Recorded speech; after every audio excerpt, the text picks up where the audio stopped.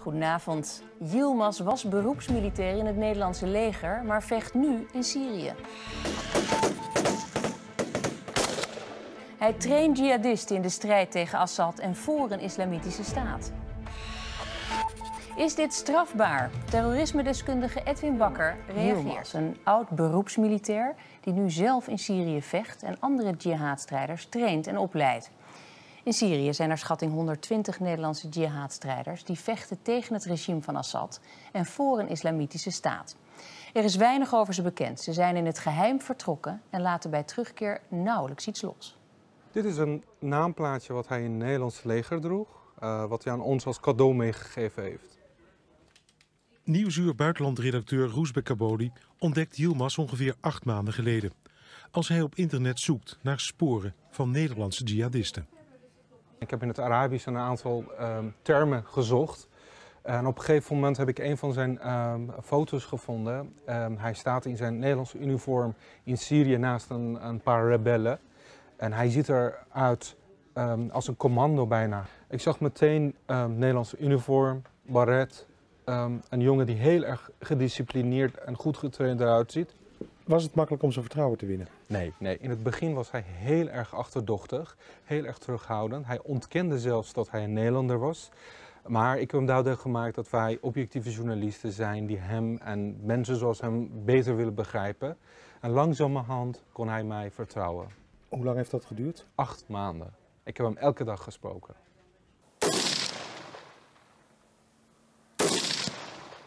Het is voor de eerste keer dat een Nederlandse jihadstrijder zich in Syrië laat filmen. Hoe is het? Het interview is in het Engels afgenomen door een contactpersoon in Syrië. Ik zou heel graag willen dat jullie mij ook zouden kunnen zien, maar wij hebben een Syrische verbinding hier. Dus dat werkt niet.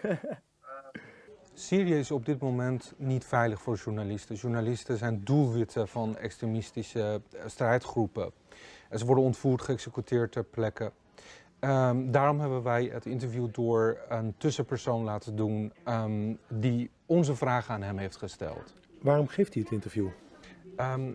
Hij wilde het beeld rechtzetten die in Nederland ontstaan is over Nederlandse strijders in Syrië. Dat zij gevaarlijke gekken zijn en dat zij allemaal geleerd zijn aan Al-Qaeda. Daarom heeft hij het gedaan. There's a Dutch saying, and it goes, kijk verder dan je neus lang is. And what it means is, look a little bit further than what people show you, or what people try to show you. Try to investigate for yourself. Open your heart, open your eyes to what's going on over here. And inshallah, maybe you'll change your mind and you see that many of the people here came here for the right reasons. You can't just be watching how hundreds and thousands of people getting slaughtered. And you're just... I feel sorry for the people back home. That's my honest opinion. How can you be sitting at home? Yılmaz lijkt een gewone jongen, een Nederlander van Turkse komaf die het liefst commando was geworden.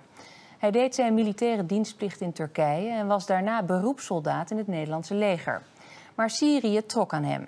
Hij besloot zijn kennis als soldaat daar in de praktijk te brengen. Het verslag is van Jan Eikelboom en Roesbek Kabodi. In Syrië gaat hij gekleed in zijn Nederlandse legeruniform, inclusief baret. Alleen de emblemen zijn vervangen. Yılmaz was beroepsmilitair bij de Koninklijke Landmacht. In the Dutch military, soldaat tweede klas, a soldier second class. Maybe a month or 2 months before I was being promoted, I decided to leave. Right knee, you can either sit on your knee or hold it up like this is no problem. Your elbow is resting on your knee, or on your left knee. Your left elbow is resting on your left knee. Your right knee is on the floor. If you want a little bit more support, you could turn your leg in. De kennis uit het Nederlandse leger gebruikt hij nu in Syrië om jihadisten op te leiden. Hij geeft er schietoefeningen.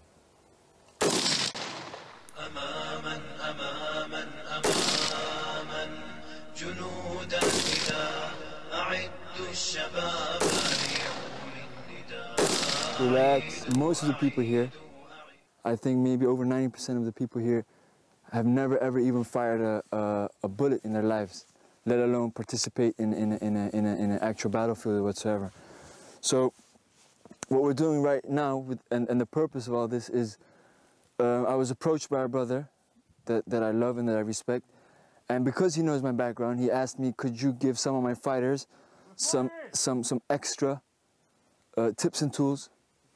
We'll supply the bullets, we'll supply everything you need, so that when we ship them out, and when there's a firefight, and when there's contact, they know what they're doing. Okay, okay, all right, 2, 1, 2, 3, 4. Yeah, I could see all of the hits. Yeah, I told you it was 5, Akhi. I knew it.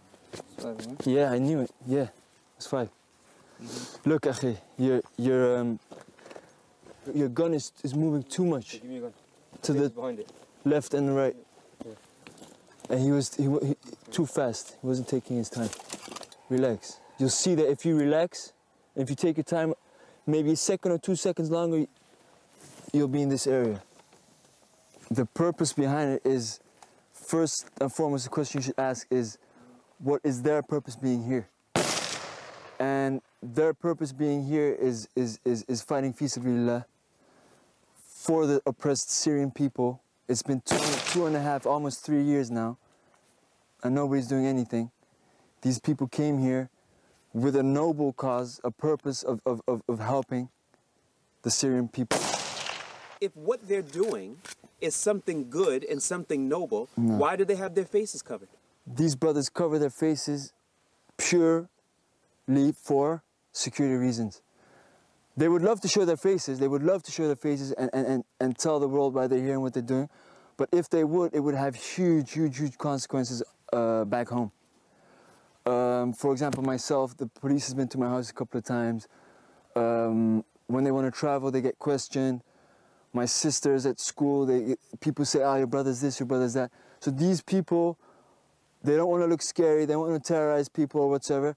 The only reason why they're covering their faces is because they love their families back home and they want them to live their lives in peace, and they don't want any negative consequences upon the family of them being here. Yalla, yalla, yalla, yalla! Fire!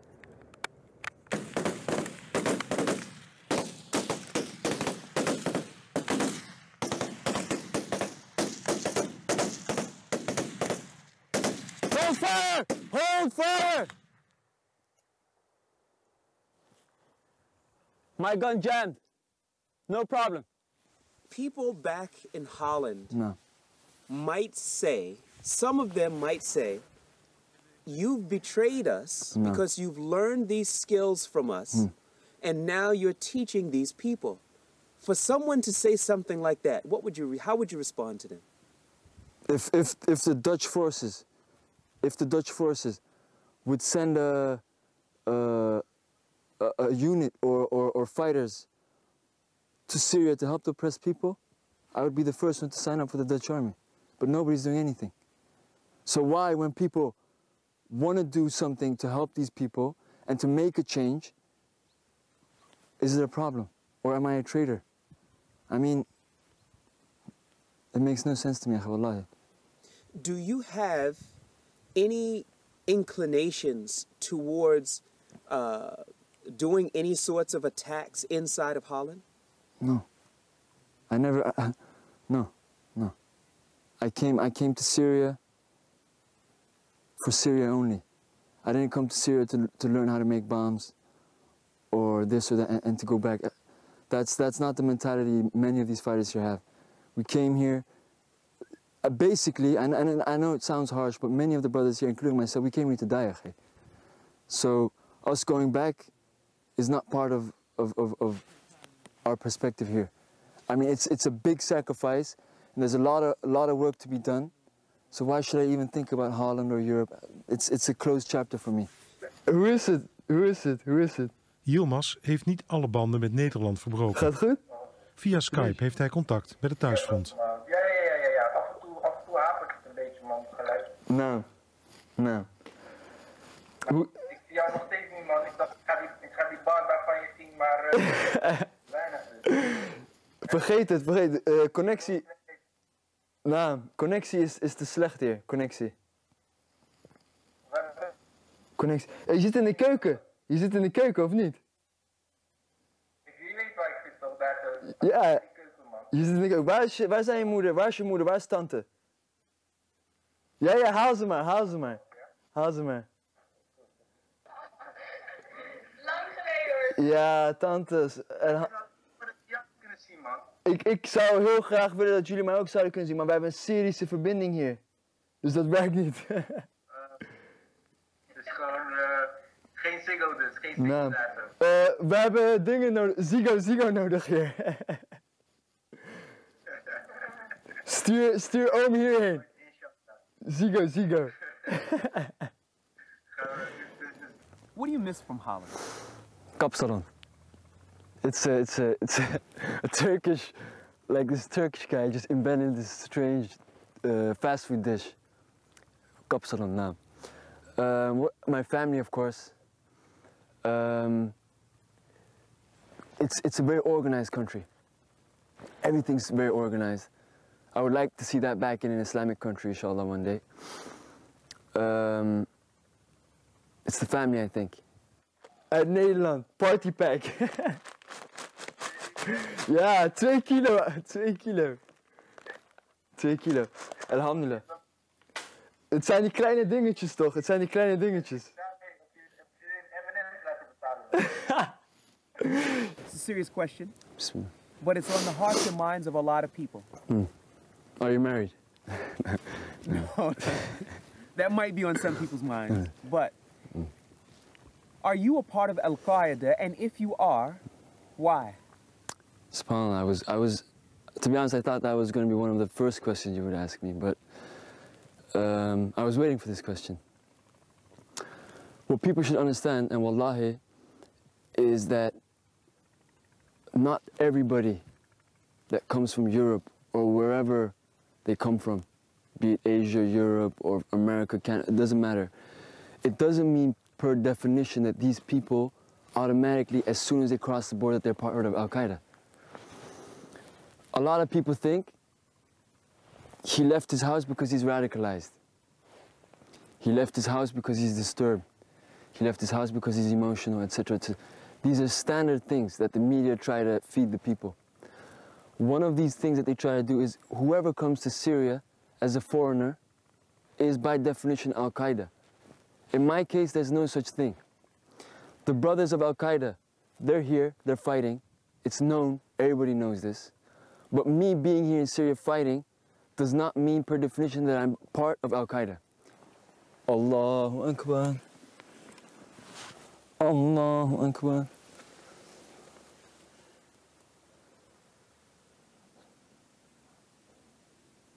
I think the main goal of many of the people here, even including the Syrians themselves, is protecting and defending the innocent people of Syria.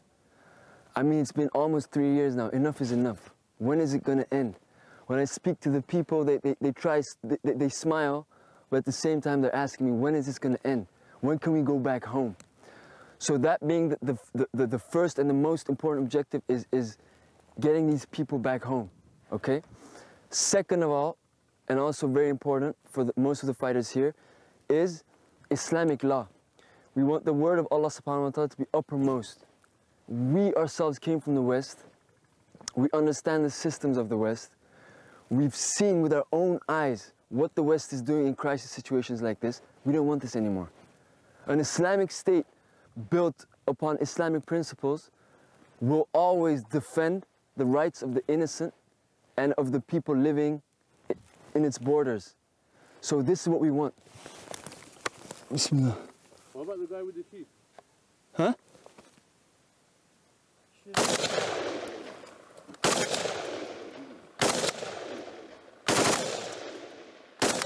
You hold a grudge against the people of Holland.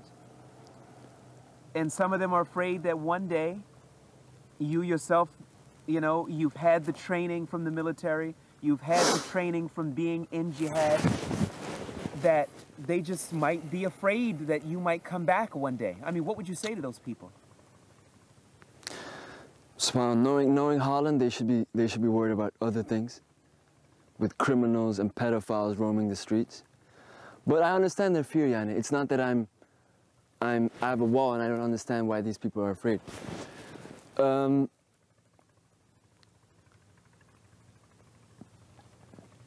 worry about me. I've chosen this path for myself. And even if I would come back, I would just eat kopsel and maybe some sushi, have some Dr. Pepper, just give my mother a big warm hug, sit with the family.